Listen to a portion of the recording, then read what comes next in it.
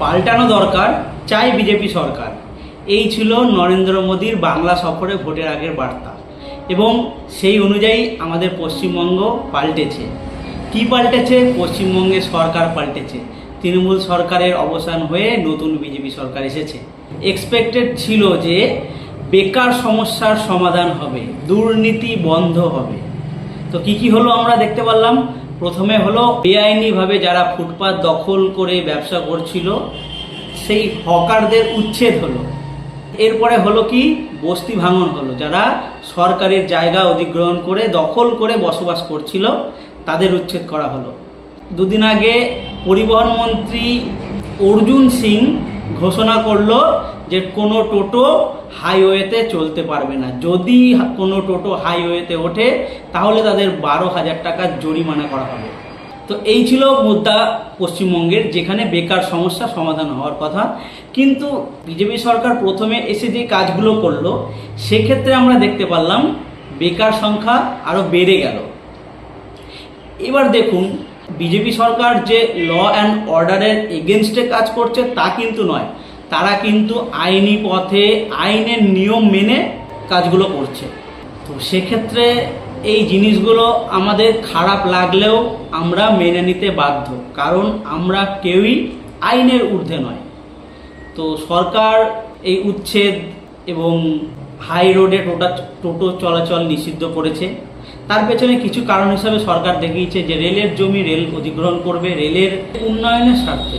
তো সেখানে কোনো রকম বেআইনিভাবে কাউকে জটলা করতে রেল দেবে না। সেই কারণে রেলের সম্পত্তি দখল যারা করেছিল তাদেরকে সেখান থেকে কেউ যারা স্বইচ্ছায় উঠে গেছে ভালো, যারা ওঠেনি তাদের ওপর বুলডোজার চলেছে। তেমনি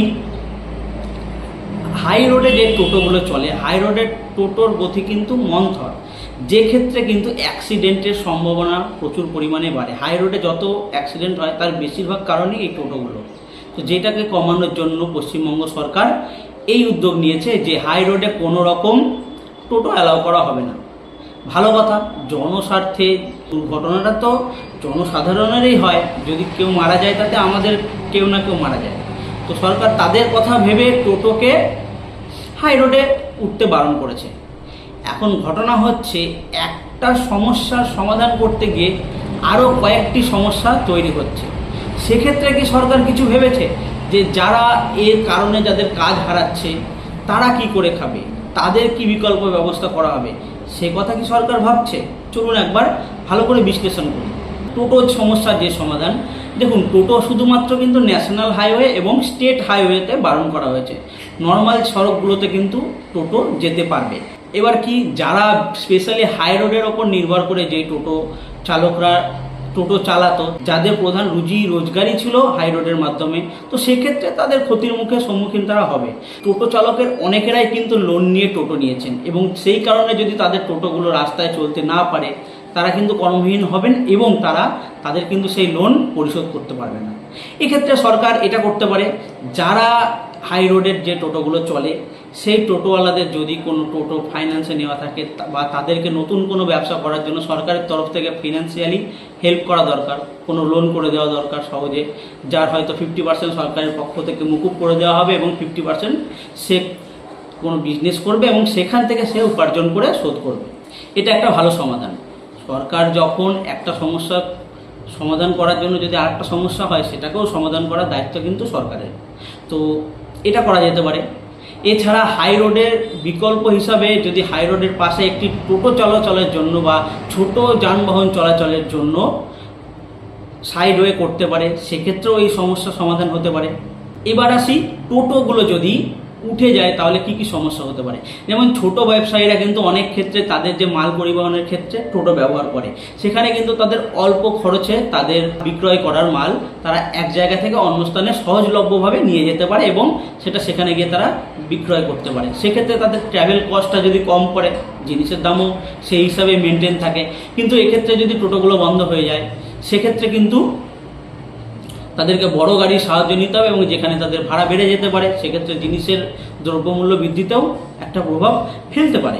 এছাড়া যে এলাকায় কিছু কিছু জায়গায় কিন্তু আমরা বড় যানবাহনে করে যেতে পারি না, সেক্ষেত্রে যদি টোটো না চলে সেখানে যেতে অসুবিধা হবে। যে রেলের জায়গায় যারা রয়েছে, হকার হোক বা যে বাড়িগুলো দখল করে বসে আছে, দেখুন রেলের জায়গায় যারা দখল করে বসে আছেন বা হকার যাদের উচ্ছেদ করেছেন তারা তো আর রিসেন্ট বসেননি, 10 বছর 20 বছর ধরে আপনারা বসে আছেন এবং আপনারা সেখানে ব্যবসা করেছেন। এবার সরকার যেটা করেছেন তারা আইনের নিয়ম মেনেই করছেন। তো সেক্ষেত্রে আমরা সাধারণ জনগণ কিছু টাইম চাইতে পারি, কিন্তু আমরা যে সেখান থেকে উঠবো না এটা বলতে পারি না। এবার সরকার যদি মানবিকতার খাতিরে যদি এর কোনো বিকল্প ব্যবস্থা করতে পারে এবং ভবিষ্যতে যাদের উচ্ছেদ হয়েছে তাদেরকে কোনো রকম পুনর্বাসনের ব্যবস্থা করতে পারে, সেটা খুব ভালো। সেটা সরকার জানি না কতদূর কি ভেবেছে, যদি ভেবে দেখে ভালো। যদি সেটা করতেই হবে এমনও কোনো বাধ্যবাধকতা কিন্তু সরকারের নেই।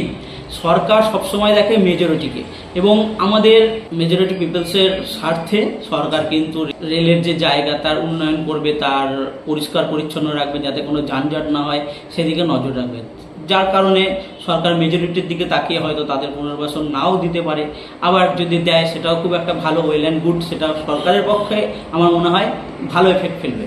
তো যারা আমার ভিডিওটা দেখছেন তারা কমেন্টে জানিয়ে যেতে পারেন যে রেলের যে এই যে উচ্ছেদ এবং টোটোর যে রাস্তাঘাটে মানে হাই রোডে যে টোটো নিষেধাজ্ঞা, সেটা আমাদের সমাজে কি প্রভাব ফেলতে পারে, কি ভালো হতে পারে বা কি খারাপ হচ্ছে, এবং তার সমাধান স্বরূপ সরকার আর কি করতে পারে আমার কমেন্ট বক্সে অবশ্যই জানিয়ে যান। সেখান থেকে যদি আমি আপনাদের কাছ থেকে কিছু শিখে কিছু দাবি যদি আমার কন্টেন্টের মাধ্যমে সমাজে তুলে ধরতে পারি এবং সেটা যদি সরকারের কাছে পৌঁছায় এবং তাতে যদি আমাদের রাজ্যের কোনো ভালো হয়, তো আমি নিজেকে ধন্য মনে করব। সম্পূর্ণ ভিডিওটা দেখার জন্য অসংখ্য ধন্যবাদ, এবং এরকম ভিডিও আরও পাওয়ার জন্য আমার চ্যানেলটিকে ইউটিউব থেকে দেখলে সাবস্ক্রাইব এবং ফেসবুক থেকে দেখলে ফলো করে রাখুন।